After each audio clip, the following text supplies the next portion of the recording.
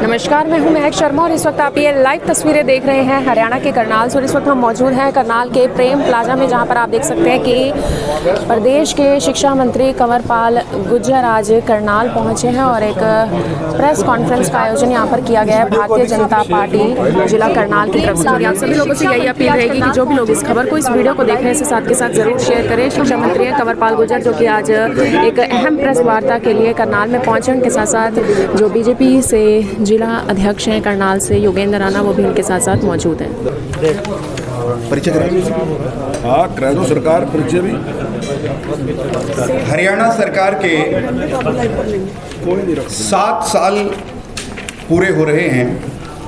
इस अवसर पर भारतीय जनता पार्टी के हमारे प्रदेश अध्यक्ष श्री ओम प्रकाश धनखड़ जी ने ये तय किया कि हम सरकार ने 7 साल में जो काम किए उनको जनता के पास भी लेकर के जाएंगे और हमारा जो कार्यकर्ता है वो सरकार में मुख्यमंत्री जी तक पहुंचकर भी अपने अपने क्षेत्र की बात कहेगा, अपने क्षेत्र में हुए कामों के लिए धन्यवाद करेगा। उसी क्रम में राज्य के हमारे मंत्रीगण, उनकी पत्रकार वार्ताएं हमने तय की हैं। उस सिलसिले में आज हरियाणा के शिक्षा मंत्री चौधरी कंवरपाल जी हम सब में से सबके परिचित हैं, निरंतर उनका आना जाना रहता है। आज करनाल में मीडिया के मित्रों से रूबरू होने के लिए, आप सबके सवालों के जवाब देने के लिए 7 साल में 7 कमाल हमारे अध्यक्ष जी ने कहा है कि हमारी सरकार ने किए हैं, थोड़ा पीछे करो, उनका विवरण देने के लिए आज हमारे बीच में उपस्थित हैं। मंच पर हमारे जिलाध्यक्ष, हमारे विधायक महोदय, हमारी मेयर महोदया, स्थानीय सभी जनप्रतिनिधि यहाँ पर विराजमान है, उनका भी स्वागत। और मैं आदरणीय जिलाध्यक्ष जी से कहूँगा कि मंत्री जी के स्वागत में 2 वाक्य आप भी कहें और उसके बाद मंत्री जी आप सबसे रूबरू होंगे। स्वागत वाला क्या काम है?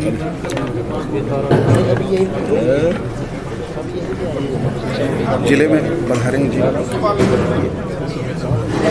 आज की इस 7 साल 7 कमाल की प्रेस वार्ता में उपस्थित हमारे सरकार के शिक्षा मंत्री परम आदरणीय श्री कंवरपाल सिंह गुर्जर जी, हमारे प्रदेश प्रवक्ता आदरणीय भाई वीरेंद्र चौहान जी, हमारे इंद्री से विधायक आदरणीय श्री राम कुमार कश्यप जी, हमारे शहर की महापौर आदरणीय बहन रेणुबाला गुप्ता जी, हमारे नीलोखेड़ी से पूर्व विधायक आदरणीय भाई भगवान दास कबीर पंथी जी, माननीय मुख्यमंत्री जी के प्रतिनिधि भाई संजय बटला जी, मेरे साथी जिला में महामंत्री सुनील गोयल जी, राजवीर शर्मा जी, हमारे मंडल अध्यक्ष, हमारे जिला के पदाधिकारी व सभी प्रेस के मीडिया के सभी बंधुओं का मैं यहाँ आज की इस प्रेस वार्ता में हार्दिक अभिनंदन करता हूँ, स्वागत करता हूँ। और मैं माननीय मंत्री जी से निवेदन करता हूँ कि वो आज की इस प्रेस वार्ता को चलाएं। माननीय मंत्री जी। आदरणीय अध्यक्ष जी, विधायक जी, पूर्व विधायक जी, मेयर मैडम, पार्टी के अन्य सभी पदाधिकारीगण और हमारे प्रवक्ता प्रोफेसर साहब और सभी पत्रकार भाइयों बहनों, सबसे पहले मैं आपका हार्दिक अभिनंदन, हार्दिक स्वागत करता हूं। और आज हमारे 27 तारीख को, आने वाली 27 तारीख को हमारे 7 साल पूरे होने वाले हैं। और जब जनता ने हमें सरकार सौंपी, तब नरेंद्र मोदी जी ने एक बात कही थी कि हम आपको हिसाब देंगे, टाइम पे आपको हिसाब देंगे। तो आज हमें 7 साल लगे। वैसे तो जब 600 दिन थे तब भी हमने हिसाब दिया, 700 दिन हुए तब भी हिसाब दिया, और आज 7 साल होने पे भी हम हिसाब देने के लिए आपके बीच में आए। मैं समझता हूँ कि सबसे बड़ा जो परिवर्तन है वो एक परिवर्तन है हरियाणा में, कि जब हमारी सरकार बनी तो उस समय हरियाणा में एक अविश्वास था इस प्रकार का कि किसी को भी जो रोजगार मिलेगा वो योग्यता के आधार पे नहीं मिलेगा। उसको अगर रोजगार मिलेगा तो उसको सिफारिश से मिलेगा, उसको अगर रोजगार मिलेगा तो उसको पैसे के दम पे मिलेगा, लेकिन उसको उसकी काबिलियत से रोजगार नहीं मिलेगा। तो इस बात को हमने कायम किया हरियाणा की जनता के बीच में, हरियाणा के युवा के बीच में, कि आपको अगर रोजगार मिलेगा, आपको कोई नौकरी मिलेगी तो वो आपको पैसे से या सिफारिश से नहीं मिलेगी, बल्कि आपको काबिलियत के आधार पे मिलेगी, अगर आप में काबिलियत है तो। दूसरा एक अविश्वास था डेवलपमेंट का, मतलब लोगों के मन में था कि डेवलपमेंट का मतलब है तो जहाँ सरकार का प्रतिनिधि है वहाँ तो डेवलपमेंट होगी, और वहाँ भी उसकी डेवलपमेंट होगी जो मुख्यमंत्री के नज़दीक का आदमी है, पिछले टाइम में ही रहा है। और आपने देखा कि जब हमारी सरकार बनी उससे पहले पूरे हरियाणा में इस बात की चर्चा थी कि डेवलपमेंट तो कहीं एक दो जगह जहाँ है वहीं होगी डेवलपमेंट, बाकी जगह डेवलपमेंट नहीं होगी। तो जब माननीय प्रधानमंत्री ने कहा कि सबका साथ सबका विकास, और हमारी सरकार बनी कि हरियाणा एक हरियाणवी एक, तो माननीय मुख्यमंत्री जी ने कहीं भी इस प्रकार का नहीं किया कि कहीं विकास नहीं होगा। अगर हमारा विधायक नहीं भी चुन के आया तो हमने कहा कि जनता के प्रति हम जवाबदेह हैं, उस जनता का भी विकास का काम हम वहाँ भी करेंगे। और आज 7 साल लगे और आपके सामने है कि आज कोई भी इलाका ऐसा नहीं है कहने वाला कि भाई मुख्यमंत्री जी ने इस प्रकार की गड़बड़ की है कि भाई करनाल का तो विकास करा दिया या इस साइड का विकास करा दिया, हमारा विकास नहीं किया। तो आज सारा हरियाणा ये मानता है कि मुख्यमंत्री जी बिल्कुल निष्पक्ष रूप से सबके लिए काम करें। इसी प्रकार से जो किसान की बात है, किसान के लिए जो काम किया, अब जिस प्रकार से फसलों की खरीद की बात थी, और 2 फसलें हैं, गेहूं और धान है, उसको तो सारी सरकारें खरीदती है, सेंट्रल गवर्नमेंट खरीदती है, लेकिन उसके साथ साथ 9 फसलें और खरीदने का काम किया।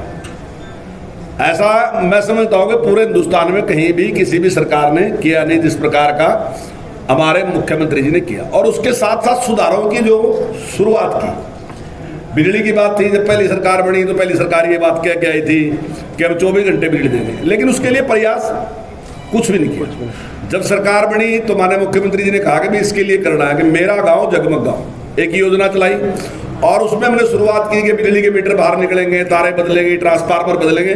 और आज आपके सामने है कि 5200 से ज़्यादा गाँव ऐसे हैं जहाँ हम 24 घंटे बिजली दे रहे हैं। और अब एक ट्रेंड चेंज हो गया, अब ट्रेंड ये भी है देश का कि आपको पैसा सेंटर से उनको मिलेगा जो सही काम कर रहे हैं। पहले क्या था कि इस चीज़ को माफ़ कर दो, उस चीज़ को माफ़ कर दो। माननीय मुख्यमंत्री जी ने बिजली में सुधार के साथ साथ एक और भी काम किया, उन्होंने कहा कि माफ़ किसी का कुछ नहीं करेंगे, आपने जो बिजली फूंक रखी उसके तो पैसे दोगे। लोगों ने कहा ठीक है। उसने कहा जितना सरचार्ज है, जो फाइन है, वो सारा माफ कर देंगे, लेकिन आप केवल जो खर्च कर रखा आप वो दो, ताकि लोगों में आदत पड़नी चाहिए। बिल पे करो, बिल पे करना शुरू कर दिया, चोरी बंद करो, चोरी करना बंद कर दिया लोगों ने। इसी के साथ इसी प्रकार से कोऑपरेटिव का, दूसरे बैंकों का पैसा था। माननीय मुख्यमंत्री जी ने कहा कि ठीक है हम कर्जा सारा माफ नहीं करते, लेकिन हम जितने भी आपके ऊपर पेनल्टी लगी हुई है, जितने भी जुर्माने लगे हुए हैं, जितने भी आपके पास ब्याज लगा है, वो सारा ब्याज छोड़ देंगे, सारी पेनल्टी छोड़ देंगे, हम आपसे कुछ नहीं लेंगे। आपने जो पैसा ले रखा वो तो दो। किसानों ने भी उसको स्वीकार किया, और मैं दावे के साथ कहता हूं कि आज तक कोई सरकार भी किसानों के लिए इतना बड़ा काम नहीं कर सकी। हमने 1000 करोड़ से ज्यादा किसानों का माफ कर दिया। हमने उन बैंकों को भी ठीक रूप से चलाया, वो भी ठीक रूप से चल रहे, क्योंकि वो भी उन्हीं लोगों के बैंक है। अगर कोऑपरेटिव बैंक खराब होगा तो जनता के लिए समस्या होगी। हमने वो भी ठीक किया, और साथ साथ में हमने किसान का भी बहुत बड़ा लाभ किया। दोस्तों, हमने जो किसान को राशि दी जाती थी, हमारे से पहले 6000 रुपये दी जाती थी, आज भी पूरे हिंदुस्तान में अगर किसान की फसल खराब होगी तो उसको 8000 दिए जा रहे। लेकिन हम एक ऐसे प्रदेश हैं जो किसान को 12000 रुपये देने का काम कर रहे हैं। और पहले हमारे से पहले अगर आपकी 50% फसल नष्ट होती थी तब मानते थे कि खराबा हो गया, उसको खराबा शब्द प्रयोग करा, खराबा हो गया, अब उसको उसकी मदद करने की जरूरत है। लेकिन हमने उसको घटा के 33% कर दिया। भाइयों, इसी प्रकार से हमने फसल बीमा योजना चलाई, हालांकि जो हमारे विपक्ष में उन्होंने उसका बड़ी आलोचना की। केवल 2.5% देना पड़ेगा, और हमने उसका बीमा कराया 40,000 का। अगर आपकी गेहूं या धान नष्ट हो गया तो आपको 350-400 रुपये देने, और उसके बाद 40,000 रुपये आपको मिलेंगे। अगर आपकी सब्जी है तो 30,000 आपको मिलेंगे। बड़ा शोर आपने सुना भी होगा विपक्ष का कि भाई हमने कंपनियों के लिए कर दिया। हमने कंपनी को, जो किसान ने कंपनी को दिया वो 900 करोड़ रुपए है, और जो किसान को मौदा मिला वो 2900 करोड़ रुपए है। आप कहोगे बीच का गैप सरकार ने दिया, उसके बावजूद भी कंपनियों को 200 करोड़ का घाटा पड़ा उसमें। लेकिन ठीक है, वो जब काम करते हैं कहीं घाटा भी पड़ता है, कहीं नफा भी होता है, लेकिन किसान को उससे लाभ। इसी प्रकार से हमने एक विविधीकरण होना चाहिए फसल में, हमने उसके लिए प्रयास किया कि भाई बाग लगना चाहिए, और हमने एक टारगेट रखा कि हम अपने कार्यकाल में 3 गुना जो है वो जो बागवानी जो है वो 3 गुना करेंगे। आपके यहाँ करनाल में यूनिवर्सिटी बनी और उसके लिए हम प्रयासरत हैं। ऐसे ही पशुपालन के लिए, मतलब किसान सब जगह से मजबूत हो, केवल गेहूं दान से नहीं, वो और जगह भी, क्योंकि पशुधन मेन है। हरियाणा में दूध का उत्पादन बहुत अच्छा है और पशुओं के प्रति बड़ा लगाव भी है, तो उसके लिए भी सरकार ने पिछले 7 साल में 53,300 पशुपालक जो हैं उनको 733 करोड़ रुपए देने का काम सरकार ने किया। तो इस प्रकार से सारे, और इसी प्रकार से फसलों का भुगतान की बात थी। सरकार ने निर्णय लिया कि जब भी किसान फसल डाल देगा तो हम 72 घंटे के अंदर अंदर उसको पेमेंट करके देंगे, और हमने वो पेमेंट शुरू कर दी। अगर पेमेंट नहीं होगी तो हम उस पर ब्याज देंगे, और ब्याज देना हमने शुरू कर दिया। इसी प्रकार से गन्ने के रेट की बात है। अब हरियाणा का रेट शुरू से गन्ने का सबसे ज्यादा है, लेकिन अब की बार कई जगह स्टेटों में चुनाव है, उन्होंने काफी बढ़ाने का प्रयास किया, लेकिन हमने उसके बावजूद भी आज भी हमारा रेट 362 है, और 362 आज पूरे देश में सबसे ज्यादा जो है वो हमारा है। हमारी जो फूल है, जो फल है, जो सब्जियां हैं, वो ठीक तरीके से बिक सके, इसके लिए गन्नौर में हमने मंडी बनाने का काम किया, और 7,000 करोड़ रुपया हम उसमें खर्च करने लग रहे। इसी प्रकार से पिंजौर में हमने किया, और इसी प्रकार से हमने जो हमारा सब्जी का काश्तकार था, जो हमारा फल का काश्तकार था, उसके लिए भावांतर भरपाई योजना आपने 7 साल पहले कई बार आपके अखबार में छपी होगी, आपके टीवी में दिखाया होगा कि टमाटर आप सड़कों के ऊपर डाल दिया, आलू सड़कों के ऊपर डाल दिया, लेकिन 7 साल में आपने कहीं एक घटना भी ऐसी नहीं है कि किसान ने आलू, गोभी या टमाटर सड़क के ऊपर डाल दिया हो। हमने उसका रेट निश्चित किया कि ये रेट है, अगर इससे कम आपका बिकता है तो आप जे फार्म कटवा लो, वो जे फार्म हमारे पास लेके आ जाओ, और बीच का जो गैप है वो हम आपको देंगे, आपको नुकसान उठाने की जरूरत नहीं। और आज उसका आप देख रहे हैं, अगर ज़्यादा आपको मिलते हैं तो फिर आप ठीक है, आप ज़्यादा लो, उसमें हमें कोई दिक्कत नहीं। पानी की बात आई, हरियाणा में पानी की कमी है, तो उसके लिए भी हमने प्रयास किया, टेल तक पानी चढ़े। प्रदेश में ऐसे स्थान भी है जहाँ 39 साल के बाद 39 साल के बाद हमारी सरकार में टेल तक पानी पहुंचे। लेकिन हम केवल बात करने वाले नहीं, हमने एक नारा दिया कि मेरा पानी मेरी विरासत, और नारा देके माननीय मुख्यमंत्री जी लोगों से कहा कि जहाँ पानी बहुत नीचे है तो मैं आपसे निवेदन करता हूं कि आप यहाँ दान न लगाओ। लेकिन जो हमारी विपक्षी पार्टियां थी उसने उसकी बड़ी आलोचना करी, दूसरे कुछ लोगों ने, संगठनों ने भी उसकी आलोचना करी। तो माननीय मुख्यमंत्री ने जाकर उनसे अपील की, और आपको जान के हैरानी होगी कि 1 लाख एकड़ से ज्यादा जमीन पे जो खेती कर रहे थे उन किसानों ने वादा किया कि नहीं मुख्यमंत्री जी, आप हमारी भलाई के लिए बात करें, हमारे लिए अच्छी बात करें, तो हम उसके लिए आपके साथ हैं। इसी डिप इरीगेशन की बात थी, हमने कहा कि डिप इरीगेशन का इस्तेमाल करो, पानी कम से कम लगे, ताकि पूरा हरियाणा का कोई जमीन भी ऐसी ना हो, 1 एकड़ जमीन भी ऐसी ना हो जिसमें पानी ना लगे। हमने कहा 80% पैसा हम देंगे, आप डिप इरीगेशन शुरू करो और आप उसके लिए काम करो, तो पैसा हम देंगे, लेकिन ये पानी बचाओ, तो आपका पानी बचना चाहिए। इसी प्रकार गांव में आप तालाब देख रहे थे, आपने उसका देखा कि तालाबों में जिस प्रकार से पानी खड़ा था, और बहुत बड़ी दिक्कत उससे रहती, गांव में बीमारियां भी फैल रही थी और पानी भी खराब जा रहा था। उसके लिए भी हमने एक आयोग का गठन कर दिया जो उसमें साफ सफाई भी कर रहा, जहां उससे समस्या का वो भी समाधान होगा। वहीं सिंचाई के लिए अब आजकल सारा का सारा सिस्टम जो है कंप्यूटराइज सिस्टम जा रहा था, हमने उसका लाभ उठाया, और हमने 500 ऐसी सेवाएं जो ऑनलाइन हमने कर दी। उनके लिए आपको कहीं भी जाने की जरूरत नहीं, आप लोग तो खैर इसके विद्वान हैं, आप तो अपने मोबाइल में सारा कुछ चेक कर सकते हैं, लेकिन बहुत लोग हैं जिनको इस प्रकार की नॉलेज नहीं, बड़ी संख्या में ऐसे लोग हैं। तो इसके लिए हमने अटल सेवा केंद्र खोलने का काम किया, और कोई भी आदमी वहां जाने की बजाय वो अपने गांव में ही वहीं चेक करा सकता है और उस योजना का लाभ ले सकता है। इसी प्रकार नौकरियों की बात है, अब जब भी नौकरी थी तो उस टाइम फार्म भरने के लिए सबको जाना पड़ता था, लेकिन हमने एक ऐसा पोर्टल कर दिया, आप उस पर रजिस्टर्ड कराओ और उस लेवल की नौकरी जो भी निकलेगी आपको दोबारा फार्म भरने की जरूरत नहीं, उस योग्यता की नौकरी है तो आप उसमें कभी जा सकते। आपने पहले देखा होगा कि जब किसी को भी काम होता था तो गांव में से गाड़ी लेके जाते थे माननीय मुख्यमंत्री जी को मिलने के लिए, मुख्यमंत्री जी मिलते थे या नहीं मिलते थे, परेशान होके आते थे। लेकिन अभी सरकार ने, जब सरकार बनी तो सरकार ने एक सीएम विंडो चलाई और सीएम विंडो ने कहा कि आप यहीं से एप्लीकेशन डाल दो, मुख्यमंत्री की वेट नहीं करने की जरूरत आपको कि मुख्यमंत्री जी मीटिंग में बैठे, आप यहीं से डालो, मुख्यमंत्री उसको चेक करेगा। और अभी तक 7 लाख लोगों ने सीएम विंडो डाली, जिसका निपटान करने का काम सरकार डाली तो जा रहा है, लेकिन 7 लाख ऐसी है जिनको हमने निपटाने का काम किया। और अगर मैं आपसे निवेदन करूंगा कि बाद में बैठ के मिनटों के हिसाब लगा के देख लेना कि कितने मिनट में बैठता है। अगर एक मुख्यमंत्री सारा दिन एप्लीकेशन ले तो मेरा ख्याल है 7 लाख एप्लीकेशन ही ले सका था, लेकिन इतना बड़ा काम हमारी सरकार ने काम करने का काम किया। हमने ऑनलाइन ट्रांसफर करने की बात की कि कर्मचारी के हिसाब से करेंगे।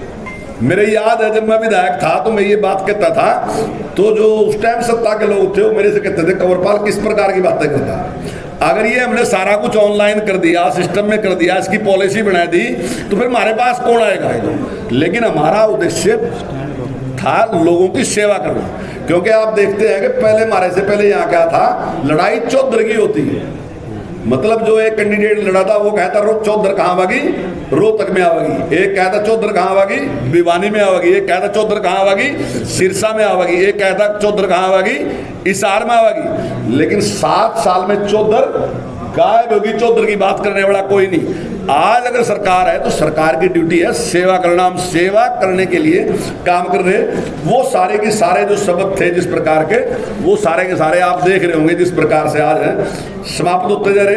अंत्योदय के लिए काम करने के लिए सरकार ने जिस प्रकार का काम किया, आज नौकरियों में सरकार ने कहा कि जिसके परिवार में आज तक कोई नौकरी मिली नहीं है, हम 5 नंबर उसको फालतू देंगे ताकि उसको भी एक मौका मिलना चाहिए।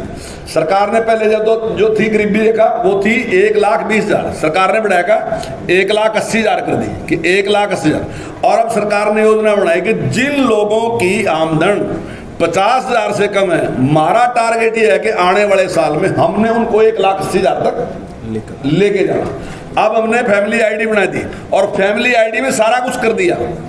अब उसमें कोई बताने की जरूरत नहीं, जिसकी भी आमदन 1,80,000 से कम है, चाहे उसको नौकरी देने की बात है, चाहे उसके कहीं बच्चे स्कूल में पढ़ाने की बात है, चाहे उसको अंत्योदय की ना इसका आयुष्मान की बात है, हम उसके इलाज कराने की बात है, उसका मकान बनाने की बात है, तो सरकार ने एक निश्चित कर दिया कि हमारी प्राथमिकता जो है उसके लिए, जो सबसे गरीब आदमी है उसके लिए हम काम करेंगे। उसके लिए सरकार ने काम करना शुरू कर दिया। कोरोना काल में आपने देखा जिस प्रकार सरकार ने काम किया और जिस प्रकार से उसको कंट्रोल किया आपके सामने। हालांकि जो शोर मचाने वाले थे उन्होंने खूब शोर मचाया, लेकिन आपके सामने जिस प्रकार से कंट्रोल किया। और अगर कोई भी गरीब व्यक्ति दाखिल हुआ तो उसको 7,000 देने का काम किया। और दुर्भाग्य से अगर कहीं इस प्रकार की घटना हुई कि किसी की मृत्यु होगी तो उसको भी 2 लाख देने का काम किया। विवाह सगन योजना जो है वो हमने जो 51,000 थी उसको बढ़ा के 71,000 करने का काम किया। गरीब की मकान की मरम्मत है उसके लिए भी हमने 80,000 देने का काम किया। और अभी मैं आपको एक और बात बताना चाहूँगा कि अभी हमने सुपर 100 के नाम से एक योजना शुरू करी है अभी कुछ सालों से। पिछली बार हमारे 23 बच्चे जो थे वो IIT में उनका एडमिशन हुआ था और वो 23 बच्चे सरकारी स्कूलों के थे। अब की बार हमारे 26 बच्चों का IIT में एडमिशन हुआ। आप पत्रकार हैं, मेरा ख्याल है समाज में सबसे ज़्यादा जागरूक लोग आप हैं, क्योंकि आप हर प्रकार के लोगों से मिलते हैं। जितनी नॉलेज आपको तेज है जितनी आम आदमी किसी को होती नहीं है, तो आप स्वयं इसकी जानकारी ले सकेंगे हमारे से पहले कितने बच्चे हैं जो सरकारी स्कूल में से IIT में जिनका एडमिशन हुआ हो। लेकिन आज उनकी कोचिंग की व्यवस्था हमने की और आज आपके सामने है कि ऐसे 26 बच्चे हैं जिनका IIT में एडमिशन हुआ और वो इतने गरीब है कि अति गरीब हैं। मेरे ख्याल से उनमें से जो सबसे समृद्ध लोग हैं वो ऐसे हैं जिनके पास आधा एकड़ जमीन है, नहीं तो ज़्यादातर ऐसे हैं जो खेत मजदूर हैं या किसी की कोई रिक्शा चलाता है या कोई जुत्ती तक काटने का काम करता है। लेकिन आने वाले टाइम में मैं उम्मीद करता हूं कि वो IIT इंजीनियर नहीं बनेंगे, शायद कल IAS और IPS भी वो बनेंगे। हम उनकी प्रतिभा को निखार के लेके आना चाहते हैं, क्योंकि उनकी प्रतिभा केवल उनके लिए नहीं, उनकी प्रतिभा देश के लिए। तो इसका काम करने का हमारी सरकार ने जिस प्रकार से काम किया वो अपने आप में बहुत ही ज़बरदस्त है और बहुत ही उसका लाभ जो है वो सारे के सारे समाज को रहा। खेल नीति जिस प्रकार से हमने बनाई और जिस प्रकार से उसमें किसी प्रकार का कोई पक्षपात नहीं है और उसके परिणाम भी आज खेल नीति के आपके सामने आने लग रहे और आप देख भी रहे। और जिस प्रकार से पूरी दुनिया में पहले हमारा जो सम्मान था, हमारी जो पहचान थी वो खेती थी। हरियाणा का आदमी कहीं जाएगा तो उसका था कि खेती करने वाले लोग। उसके बाद हमारे नौजवान बच्चों ने हमारी पहचान बनाई खेल में और बन गई कि भाई कुश्ती के बड़े माहिर हैं ये। अब जो दूसरे और खेल हैं उनमें माहिर बन गए। लेकिन अब की बार 58 जो हैं वो हमारे बच्चे सिविल सेवा में सेलेक्ट हुए। तो हम केवल उसके माहिर नहीं, हम इसके भी माहिर है। सिविल सेवा में भी हम जाने वाले माहिर हैं। हमारा हम सर्वांगीण विकास पे और जो अभी मैंने IIT की बात की वो भी सारे के सारी बात मैंने आपके सामने रखी। तो ये सारा का सारा और हमने उसके लिए प्रयास भी किया। मेरे याद है अभी कैबिनेट की मीटिंग चल रही थी तो बात ये आई कि जो बच्चे ओलंपिक में दे रहे हैं उनको 5 लाख रुपए सरकार दे, बाद में 5 लाख वापस ले लेगी। तो माननीय मुख्यमंत्री लगे कहने वापस क्यों ले लेंगे, दे ही दो ना, वो अपने पूरे खुले मन से तैयारी कर लेंगे। और अगर सरकार ने ये किया तो उन्होंने पूरे देश में हमारा जो नाम रोशन करने का काम किया वो अपने आप में एक जबरदस्त काम उन्होंने किया। जहाँ तक पेंशन की बात है आपके सामने है कि जहाँ उनके कांग्रेस की सरकार में 1000 पेंशन थी, आज 2500 रुपये पेंशन दे रहे हैं और हमने उसका सिस्टम बना दिया। रोज रोज कहने की जरूरत नहीं, हमने कह दिया कि इसमें 250 रुपये हम बढ़ाते रहेंगे और वो 250 रुपये बढ़ते जा रहे। ये तो कई टाइप की अलग अलग हैं। तो मैं आपके सामने है कि जिस प्रकार से सरकार ने काम किया वो सारा आपके सामने है। इसी प्रकार से सार्वजनिक वितरण प्रणाली है। आप हर बार सुनते थे कि बड़ी भारी गड़बड़ उसमें होती है। आज जिस प्रकार से कंप्यूटरकरण उसका कर दिया तो अभी मेरे पास कंप्यूटर वो जो सार्वजनिक वितरण प्रणाली वाले आ रहे तो वो मेरे से कह रहे थे कि ये पंखा चलाना ये हमारा नुकसान कर देते। अब तो उसमें भी उनको चिंता होती है कि पंखे की वजह से भी उनका नुकसान ना हो, ताकि ठीक ठीक तुलना चाहिए। तो ऐसे सारे के सारे काम, बेटी बचाओ बेटी पढ़ाओ ये बहुत बड़ा एक आंदोलन था। हालांकि बेटी बचाओ बेटी पढ़ाओ हमारे यहाँ से शुरू हुआ, लेकिन कोई उस पर गौरव की बात नहीं, क्योंकि गलती अपने सबसे बड़ी कर रखी थी। लेकिन गलती को सुधारने में जो काम सरकार का भी प्रयास है, मैं आपका भी और समाज का भी मानता हूं, तो आपने भी और समाज ने भी मिलकर जो काम किया वो लाजवाब। प्रति व्यक्ति आय के मामले में हरियाणा आज बड़े स्टेटों में नंबर 1 है। हमारी 2,26,644 रुपये प्रति व्यक्ति आय है। तो आज हम जितने भी बड़े स्टेट हैं उनमें सब में हम नंबर 1 है और आज सबसे अच्छा काम जो है हरियाणा में रहा। और भाइयों आपके सामने अब तो काफ़ी पुरानी बात होगी KMP की, अब मैं आपको कहूँगा तो आप कहोगे बहुत दिन बनेंगे, लेकिन कांग्रेस के टाइम में 10 साल तक चलता रहा। 10 साल तक काम नहीं आया, जब हमारी सरकार आई तब बढ़ा। इसी प्रकार से जो हमारे सैनिक हैं उनके लिए जो राशि थी वो 20 लाख थी, हमने उसको 20 लाख को बढ़ा के 50 लाख कर दिया। और इसी प्रकार से एस ग्रेसिया में उनको नौकरी देने की बात थी। तो मेरे अब एग्जैक्ट तो याद नहीं पर लेकिन लगभग 300 के करीब ऐसे हैं, 289 शायद है एग्जैक्ट। तो इतने लोगों को हमने एसक्रेसिया में उनको नौकरी देने का काम किया। हमने पहला एयरपोर्ट है SR में एयरपोर्ट बनाने का काम किया। इसके साथ और भी बहुत से काम सरकार ने अपने इस कार्यकाल में करने का काम किया। तो मुझे इस बात का गौरव है कि हमें एक ऐसे सुलझे मुख्यमंत्री मिले जिन्होंने देश के लिए प्रदेश के लिए जो काम किए वो अपने आप में लाजवाब है। हमने किसान के लिए, मजदूर के लिए, व्यापारी के लिए, चाहे ईजिंग ऑफ डूइंग बिजनेस है जहां हमारा 14वां स्थान था, आज हम उत्तरी भारत में पहले स्थान पे। यानी कि हमने सबके लिए सर्वांगीण विकास तब होगा जब सबके लिए काम होगा।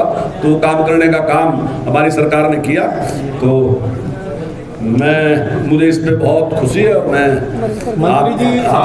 आप सब लोग आए तो इसके लिए मैं आपका आभारी हूँ। आपका धन्यवाद।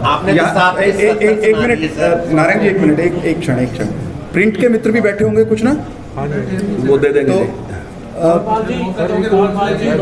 उनको भी अवसर देना चाहिए, मुझे लगता है। सरकार के साथ कमाल गिनवा दिए, करनाल में भी कुछ कमाल हुए हैं, जो बेफिजूल पैसा जो है खर्च हुआ है वो कमाल भी गिनवाएंगे। शौचालय है वो बंद पड़े हैं, 15 लाख की दीवार खड़ी कर दी जाती है, एक एक करके कृपा करके जी। करनाल मंत्री जी निजी स्कूलों की तर्ज पर मॉडल संस्कृति स्कूलों को खोला गया, लेकिन अभी तक अभिभावकों के आरोप सामने आ रहे हैं कि जो व्यवस्था टीचरों की होनी चाहिए थी, अध्यापकों की, वो ही नहीं हो पाई, और उसके अलावा इंफ्रास्ट्रक्चर जो चाहिए था वो नहीं हो पाया। तो उनका रुख यानी दूसरी तरफ। आपका धन्यवाद है। ये दोनों ही पॉइंट छूट गए मेरे से, मेरे डिपार्टमेंट के दोनों ने तो चाहे कॉलेज खोलने की बात है, हमने एक योजना बनाई कि हम 20 किलोमीटर के अंदर कॉलेज देंगे। कोई भी बिटिया जो है वो 20 किलोमीटर से दूर पढ़ने के लिए नहीं जाएगी। हमने 67 कॉलेज खोले। मैं दावे के साथ कहता हूँ कोई भी सरकार ऐसी नहीं है जिसने 10 साल में 30 कॉलेज खोले। तो ये काम किया। दूसरा, आपने भी जो प्रश्न किया कि आपने संस्कृति मॉडल स्कूल खोले, हमारे से पहले 22 संस्कृति मॉडल स्कूल जो थे प्रदेश में खुले थे, लेकिन हमने 114 खोले। मैं ये नहीं कह रहा कि 114 खोलने के बाद तुरंत सारा कुछ एकदम सिस्टमेटिक हो जाएगा, सारा कुछ ठीक हो जाएगा, टाइम तो लगेगा। हमारा पूरा प्रयास है कि आने वाले टाइम में 1 साल में सारा का सारा जो टीचर हैं वो सारी उसकी जरूरतें हैं वो सारी की सारी पूरी करेंगे। और अब की बार हमारे जो स्टूडेंट हैं वो 3.5 लाख स्टूडेंट हमारे पास बढ़े इसकी वजह से, तो हमारे पास संख्या बढ़ रही है और निश्चित तौर से। मंत्री जी, पेट्रोल डीजल के दाम बुलेट ट्रेन से भी ज्यादा तेजी से भाग रहे हैं। 75 पार का आपने नारा दिया था, लेकिन टमाटर 75 पार चला गया। आपने कहा था कि टमाटर सही रेट पे होगा, लेकिन 75 पार टमाटर बिक रहे हैं। नहीं, देखिए, टमाटर के बारे में कोई भी सरकार नहीं घोषणा कर सकती है किस रेट पे होगा। लेकिन महंगाई बढ़ रही है, महंगाई बढ़ रही है। टमाटर उत्तर तो देने दीजिए ना, प्रश्न करने के बाद उत्तर का उनका अधिकार, उसका उपयोग। टमाटर का रेट कभी भी ज्यादा भी हो सकता है, कम भी हो सकता है। कई बार वो 2 रुपए किलो भी होता है, कई बार वो 100 रुपए किलो भी होता है। जैसी डिमांड होती है, जितना उत्पादन होता है उसका होता है। जहाँ तक आपने पेट्रोल की बात की, तो अगर पिछली सरकारों के साथ हमारी तुलना कर ली जाए, जो पिछली सरकारों के टाइम में भी रेट बढ़े तो हमारी सरकार के रेट में, तो आप निश्चित तौर से एक बार सारे रेट ले लें और आप ये भी रेट ले लें, तो आप स्वयं ये अनुभव करेंगे कि हमारा उसके बावजूद। और जहाँ तक पेट्रोल का रेट है, पेट्रोल का रेट अब सरकार नहीं बढ़ाती, उसके लिए एक संस्था बना दी, और वो संस्था कांग्रेस के टाइम में बन गई थी। जिसने निर्णय लेना था उसका बढ़ाना और घटाने का फैसला उसने लेना था, वो कांग्रेस के टाइम में बनी, हमारे टाइम में नहीं बनी। लेकिन मैं ये नहीं कह रहा कि गलत बनी, मैं उसके समर्थन में उस टाइम भी था कि ठीक है उसको इंडिपेंडेंट बनाना चाहिए। तो वो इंडिपेंडेंट संस्था है, वो उसका निर्णय लेते हैं, सरकार उसका निर्णय। बहुत अच्छी बात है, कम से कम खाद तो। क्या इस बात पे सहमति हो सकती है कि एक समय में एक व्यक्ति बोले, प्रश्न भी नहीं आता, कम से कम अभी भाई साहब ने पूछा कि खाद तो उपलब्ध करा दो। मैं दावे के साथ कह रहा जब कांग्रेस की सरकार थी तो हर साल ब्लैक होते थे। ये पहली बार है जब महसूस किया गया कि खाद की थोड़ी सी कमी है, लेकिन हम गारंटी के साथ कहते हैं जब भी किसान फसल बोएगा उसको खाद की कमी बिल्कुल भी कहीं भी आने नहीं देंगे, और खाद पर्याप्त है। लेकिन एक घबराहट पैदा कर दी गई है, इसलिए व्यक्ति बार बार सोचता है कि भाई मैं जल्दी ले लूं, हालांकि उसने चाहे कि हूं तो 15 दिन बाद बोनी, लेकिन उसका डाई रख के लेके पहले रख लूं ताकि कहीं बाई दबे कम ना हो जाए। इस प्रकार से जल्दबाजी है, लेकिन खाद की कांग्रेस की सरकार को गए 7 साल हो चुके हैं, आप तो ऐसे कह रहे हैं जैसे कल ही कांग्रेस की सरकार गई है। 7 साल से आप सत्ता में है, हर चीज से अगर आप ये कहेंगे कि नहीं, मैं 7 साल की बात में क्या नहीं, मैं उनकी देखो उनका जिक्र तो करना पड़ेगा ना, जिन्होंने इतने लंबे टाइम में खड्डे तो भर होंगे आपने। नहीं, हमने खड्डे नहीं भर दिए, हमने जो कुछ बताया आपसे हमने सारा कुछ कर दिया। लेकिन मैं जब कांग्रेस प्रश्न करती है तो मुझे उसकी बात भी तो करनी पड़ेगी उसके टाइम में। मैं ये नहीं कह रहा कि अगर उसके टाइम में ब्लैक हुई तो मैं ब्लैक करवाऊंगा, मेरे टाइम में ब्लैक नहीं होगी, मैं 3 उपलब्ध कराऊंगा, मेरी ड्यूटी। सर, शिक्षा के क्षेत्र में क्वेश्चन पूछना चाहेंगे आपसे। अर्बन एरिया से मैं आता हूँ, अर्बन एरिया के जो बच्चे हैं वो अब प्राइवेट स्कूलों को छोड़कर सरकार की तरफ, सरकारी स्कूलों की तरफ जा रहे हैं। क्या इससे भविष्य में आपका नुकसान हो सकता है? नहीं, नुकसान नहीं होगा, हमारा टारगेट है। आपने अगर मेरा शिक्षा मंत्री बनने के बाद कुछ दिन के बाद अगर बयान पड़ा होगा, तो जब आपने पूछा था तो मैंने कहा कि आप कैसे मानते हैं, तो मैंने उससे कहा था कि इस टाइम 40% बच्चे जो हैं वो सरकारी स्कूल में पढ़ते हैं और 60% बच्चे जो हैं वो प्राइवेट स्कूल में पढ़ते हैं। मैं अपने आप को सफलता मानूंगा अगर 50% बच्चे सरकारी स्कूल में और 50% बच्चे प्राइवेट स्कूल में हो। अगर मैं 10% बढ़ाने में सफल रहा तो मैं मानूंगा कि मेरा कार्यकाल सफल है, और अगर मैं उसमें सफल नहीं होता तो फिर मैं सुपर 100 की आपने बात, सीएम विंडो की बात की आपने, सीएम विंडो तीसरे नंबर पर खिसक गया है। और दूसरा एक मेरा सवाल है, रोजगार अगर काबिलियत के हिसाब से मिल रहा है, एक तरफ बच्चा प्राइवेट स्कूल में पढ़ता है, उसके बाद ट्यूशन लगाता है, उसके बाद कोचिंग लेने दिल्ली जाता है, और वहीं दूसरी तरफ वही बच्चा एक गवर्नमेंट स्कूल में पढ़ता है जहाँ पढ़ाई अच्छे से नहीं हो रही है, तो वो एग्जाम क्लियर कैसे करेगा? उसके लिए क्यों नहीं सुझाव किया गया सर? नहीं, देखिए, जिस परिवार में नौकरी नहीं मिली जी, ये पहली बार हम नहीं किया ना जी, क्योंकि जिस परिवार में नौकरी नहीं मिली तो निश्चित तौर से वो पीछे रह गया जी, तो हमने उसको 5 नंबर देने का काम किया, हमने किया। तो बारह से पहले अरे जहाँ आप कह रहे हैं ये देखो सारी चीज़ों में नहीं हम कर सकते कंट्रोल के, सारा कोड कहाँ पड़ा कहाँ नहीं पड़ा उसके नंबर काटने शुरू कर दे, ये तो हम नहीं कर सकते। लेकिन हमने जो गरीब आदमी था उसके लिए व्यवस्था की है, उसको मौका दिया। और वैसे अभी आपको मैंने IIT की बात कही तो हमने निश्चित तौर से उसके लिए प्रयास किया। जो बच्चा 80% से ज़्यादा नंबर लिया था हमने ऐसे बच्चों को इकट्ठा किया, उनका टेस्ट लिया, हमें जो लगा कि जो बच्चे इनमें ज़्यादा प्रतिभावान है उनको हमने कोचिंग कराने का काम किया और उसी का परिणाम है कि 26 बच्चे IIT में आ गए। पिछली सरकारों में 70 साल से लोगों का नौकरी दी जाती थी, मास्टर पैसे लिया करते थे, पहले अब फ्री नौकरी दी जा रही है, ये सब नुकसान नहीं आपका है? देश का लाभ मारा गया टाइम लग रहा है सर, क्या? नहीं, ये देखिए, नहीं, नुकसान नहीं। जो जनप्रतिनिधि चुना जाता है वो सेवा करने के लिए चुना जाता है, डाके मारने के लिए नहीं चुना जाता। अब पहले कुछ लोगों ने ऐसा फैसला कर लिया था कि अगर चुन लिया तो अब सारा कुछ गड़बड़। लेकिन वर्तमान सरकार, जो मैंने चौधरी की बात आपसे पहले की, आज चौधरी की सरकार नहीं, आज सेवा की सरकार है। मनोहर लाल जी की सरकार जो है सेवा की सरकार है। और जो बच्चे हैं, जिस प्रकार से पिता का भाव अपने बच्चों के प्रति होता है, सरकार का भी भाव पूरे प्रदेश के बच्चों के प्रति वैसे ही होना चाहिए और वैसे ही भाव हमारे माननीय मुख्यमंत्री का और हमारी सरकार का। कंवरपाल जी, 11 महीने हो चुके हैं, 11 महीने हो चुके हैं, किसान आंदोलन चल रहा है। सुप्रीम कोर्ट ने भी कह दिया कि रास्ता साफ कर दिया जाए। राकेश टिकैत ने टेंट हटा लिए, कहा कि रास्ता देंगे, उसके बाद उन्होंने कहा कि चलो दिवाली है, टेंट धो के वापिस लगा देंगे। सरकार की इस पर क्या प्रतिक्रिया है? नहीं, देखिए, सरकार उसके लिए काम कर रही है और निश्चित तौर से रास्ता खुलवाएंगे, इसमें कोई दो राय नहीं। जैसा भी कोर्ट का आदेश है उसका निश्चित तौर से पालन किया जाएगा। और मैं समझता हूं कि जिन लोगों ने लगाए भी रखे उनको भी इस बात को विपक्ष ने आरोप लगाया कि पहले तो हर उपचुनाव में बीजेपी के तमाम मंत्री नेता वहां पर जाते थे, लेकिन इलाहाबाद में बहुत कम बीजेपी मंत्री नेता जा रहे हैं, कि उनको डर है कि उनकी गाड़ियों के शीशे न तोड़ दिए जाए, बहुत कम जा रहे हैं। इलाहाबाद का इलेक्शन टाइट चल रहा है। तो अगर वो शीशे तोड़ देंगे तो फिर ये बात आपको बार बार कहनी चाहिए ना। आप तो अपने उस पर बार बार उनका पक्ष ले रहे हैं। नहीं, बता रहे हैं जिस तरह की बात आप अच्छा, एक बात दो, मैं यही प्रश्न करना चाहता हूँ, अगर शीशे तोड़ता है तो क्या खतरनाक नहीं है? बिल्कुल गलत। क्या लोकतंत्र के लिए खतरनाक नहीं है? क्या प्रदेश के लिए खतरनाक नहीं है? मैं दावे के साथ कह रहा कि ये लोकतंत्र के लिए भी खतरनाक है, ये प्रदेश के लिए भी खतरनाक है, हमारे बच्चों के भविष्य के लिए भी खतरनाक है। क्योंकि अगर इस प्रकार का व्यवहार करेंगे तो निश्चित तौर से आने वाले टाइम में जो इंडस्ट्री है वो बिल्कुल नहीं आएगी। पंजाब के हालत खराब होने का कारण सबसे बड़ा ये है कि वहाँ आतंकवाद आने के बाद इंडस्ट्री नहीं आई, और जो थी वो इस आंदोलन के बाद वहां से खिसकने लग रही। तो क्या वैसे ही यहाँ पे बनाना चाहेंगे? अगर हरियाणा ने तरक्की करी तो इसलिए तरक्की करी कि हमारे पूर्वज अच्छे थे, उनका व्यवहार अच्छा था, इसलिए दुनिया भर की इंडस्ट्री हरियाणा में है। तो हमने उसके बारे में चिंता करनी चाहिए। अगर हमारा व्यवहार अच्छा हो तो इंडस्ट्री आएगी, हमारे बच्चों को रोजगार मिलेगा, प्रदेश। सर, क्या इस साल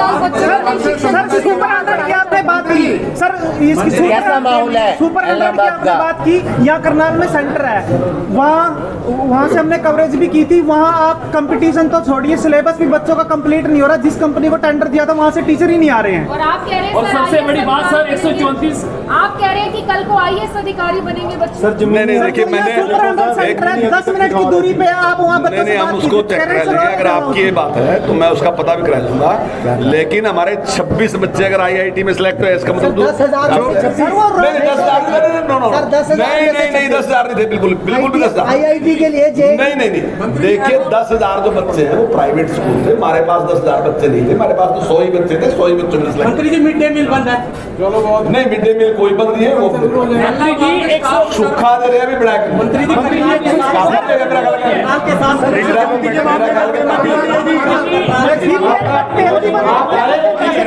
बहुत बहुत धन्यवाद, बहुत बहुत आभार, धन्यवाद। हाँ, उसकी हम पेमेंट कराएंगे। तो आपने देखा कि आज बीजेपी के 7 साल जो आने वाले 27 को पूरे होने वाले हैं, और उसके साथ साथ 7 कमाल के चक्कर में बहुत सारी उपलब्धियां गिनवा दी बीजेपी सरकार की। हालांकि कुछ ऐसी बातें भी की जो कि धरातल पर सच नहीं किसी को भी नजर आई। आप देख सकते हैं कि जैसे सवालों के घेरे में जो शिक्षा मंत्री कंवरपाल सत्यपाल गुर्जर आए उसी वक्त उन्होंने इस प्रेस वार्ता को समाप्त कर दिया। आप सभी लोगों से मेरी यही अपील रहेगी कि जो भी लोग इस खबर को, इस वीडियो को देखने से साथ के साथ जरूर शेयर करें और जो उपलब्धियां आज गिनवाई गई हैं उनमें से आप तक कौन सी उपलब्धि का आपको फायदा पहुंचा है उसके बारे में हमें जरूर बताइएगा। धन्यवाद। अब यहाँ तक आ ही गए हैं तो हमारे चैनल को सब्सक्राइब जरूर करें और नीचे दिए गए बेल आइकन को जरूर दबाएं ताकि हर खबर सबसे पहले पहुंचे आप तक।